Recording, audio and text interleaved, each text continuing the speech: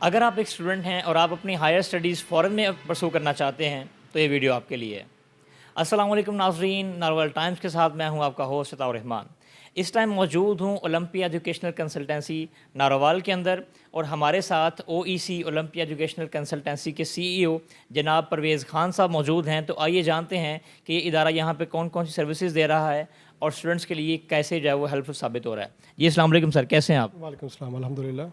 Sir आप मुझे बताइएगा कि एक जो वीज़ा कंसल्टेंट है उसके क्या क्या काम हैं, क्या क्या रिस्पॉन्सिबिलिटीज़ हैं? वीज़ा कंसल्टेंट का जो काम है, इसका काम होता है कि जो बच्चे स्टडी अब्रॉड के हवाले से बाहर पढ़ना चाहते हैं, अपनी हायर एजुकेशन बाहर कंटिन्यू कर रखना चाहते हैं, तो उनकी हेल्प आउट करते हैं, उनकी काउंसलिंग करते हैं, उनको स्टेप बाय स्टेप साथ लेके चलते हैं।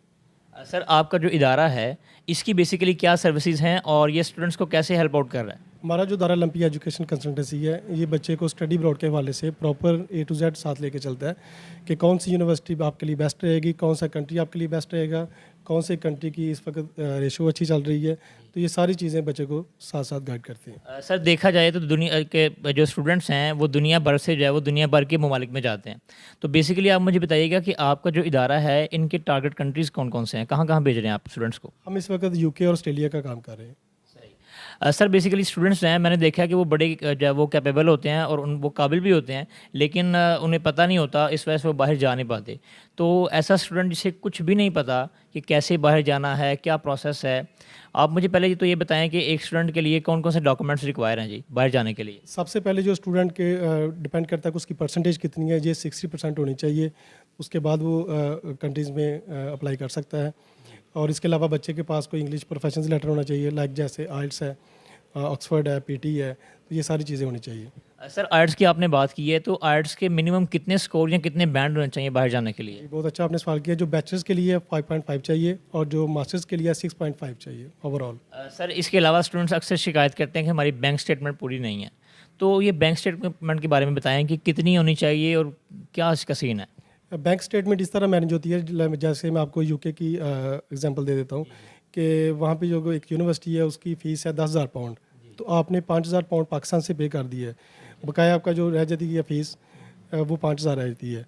और जो लिविंग कॉस्ट लंदन की वो 12,006 पाउंड है। 12,006 पाउंड ये ऐड करेंगे और साथ जो 5,000 है जी आपने शो करवाने हैं उनको। इस तरह स्टेटमेंट बनती है। सर जो स्टूडेंट्स हैं बेसिकली कुछ स्टूडेंट्स एफएलसी के बाद बाहर जा रहे होते हैं, कुछ ग्रेजुएशन के बाद बाहर जा रहे होते हैं। तो बेसिकली इनकी सक्सेस रेशियो क्या है या फिर ज़्यादा फिजिबिलिटी जो है वो कौन से स्टूडेंट्स के लिए है, एफएलसी वालों के लिए या ग्रेजुएशन के लिए? जो ज़्यादा बेस्ट है वो ग्रेजुएशन के बाद जो बच्चे मास्टर्स के लिए जा रहे हैं उनके लिए बेस्ट है। सर जो स्टूडेंट्स हैं वो जाके वहाँ पे काम करते हैं, कुछ जो है वो अपना लिवलीहुड अर्न करते हैं। तो आप मुझे बताइएगा कि बेसिकली फ़ॉरेन में कितने वर्क्स जो है वो ऑफिशियली अलाउ होते हैं काम करने के लिए स्टूडेंट्स के लिए? जी, जो लीगली लॉ होता है वो 20 आवर्स लॉ होते हैं यूकेवीए की तरफ से, लेकिन बच्चे कैश हैंड कर सकते हैं काम, 4 से 5 दिन काम कर सकते हैं। सर इस वीडियो का सबसे मोस्ट इम्पॉर्टेंट सवाल कि पैसे कितने लगेंगे? पैसे डिपेंड करता है कि आपकी यूनिवर्सिटी कौन सी है, आपका कोर्स कौन सा है और आपका जो निशल है पाकिस्तान से आपने कितना पे करना है। लेकिन जो एवरेज चल रही है यूके यूनिवर्सिटी की वो 12,000 पाउंड से लेके 15,000 पाउंड तक पर ईयर। सर किसी भी इंस्टीट्यूट की जो क्रेडिबिलिटी है उसको देखने के लिए लोग कहते हैं कि आपका पास्ट वर्क क्या है, कितना काम आपने कर लिया है। तो आप क्या ऐड करना करेंगे, कितना काम आपने किया, कितने स्टूडेंट्स को आपने बाहर भेज दिया? देखें अल्हम्दुलिल्लाह हम नारवाल में जब आए तो बच्चों को ज़्यादा इसके बारे में ना नॉलेज था, तो अल्हम्दुलिल्लाह अल्लाह ताला ने बहुत ज़्यादा कामयाबी दी है। तो नारवाल से काफ़ी बच्चे भेज चुके हैं, शकरगढ़ से, नारवाल से, ज़फ़रवाल से, जितना भी राउंड बोर्ड लगा। सर आपका जो इदारा है वो भी चूँकि नारोवाल में ही है और आप नारोवाल का ज़िक्र कर रहे हैं, तो यहाँ पे यूनिवर्सिटी ऑफ नारोवाल है, university of engineering and technology है, सहारा इंस्टीट्यूट है, अल-शिफा, इसी तरह के बहुत सारे यहाँ पे जो है वो इंस्टीट्यूट हैं और स्टूडेंट्स के एक मैसिव अमाउंट जो है वो हर साल यहाँ पे पास आउट हो रहे हैं। तो उनको आप क्या रिकमेंड करेंगे, उन्हें क्या करना चाहिए आगे? देखिए, जहाँ पे जो एजुकेशन के हवाले से मैं समझता हूँ कि नारवाल बहुत ज़्यादा आगे है। तो बच्चे इससे पहले लाहौर जाते थे, इस्लामाबाद जाते थे, कई बच्चों को नॉलेज ही नहीं था कि स्टडी वीज़े पे कैसे बाहर जा सकते हैं। तो अल्हम्दुलिल्लाह हमने उनको बताया, काउंसलिंग कर रहे हैं। तो बच्चे पास आउट करें, हमसे कॉन्टैक्ट करें, तो जिस हवाले से उनके लिए बेस्ट कंट्री रहेगा उस हवाले से उनकी काउंसलिंग करेंगे।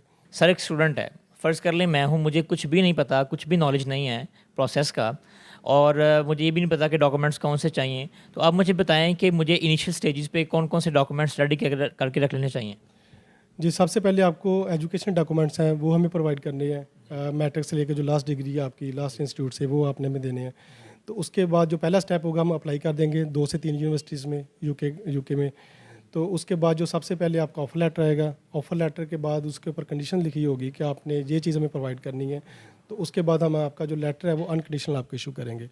अनकंडीशनल के बाद आपने फ़ीस डिपॉजिट करवानी है। हम नहीं कहते कि हमें दें, वो बैंक के थ्रू आपने खुद ही अपने अकाउंट से करवानी है। अनफॉर्चुनेटली खुदा ना खास्ता अगर वो वीज़ा नहीं लगता तो फ़ीस आपके अकाउंट में ही वापस आती है। और फिर आपका कैश लेटर इशू होता है। कैश लेटर कहते हैं कि यूनिवर्सिटी की तरफ से स्पॉन्सर लेटर होता है। तो जब कैश लेटर आता है तो फिर आपने वीज़ा एप्लीकेशन करनी होती है, एम्बेसी फ़ीस और IHS फ़ीस, हेल्थ इंश्योरेंस। उसके बाद आपका जो पासपोर्ट है वो जहरी ऑफिस में सबमिट करवा देते हैं, तो इंशाल्लाह ताला काम आपका कंप्लीट हो जाता है। जी sir, thank you so much, आपने आपने हमें वक्त दिया। जी तो स्टूडेंट्स एज़ वेल एज़ नाजरीन, अगर आपको ये वीडियो अच्छी लगी है तो लाइक कीजिएगा।